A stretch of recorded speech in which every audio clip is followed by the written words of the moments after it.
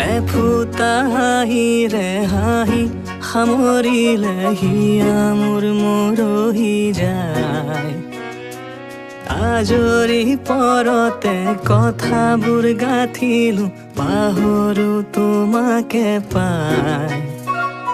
মৰম কি এনেকুৱাই, মৰম কি এনেকুৱাই, মৰম কি এনেকুৱাই।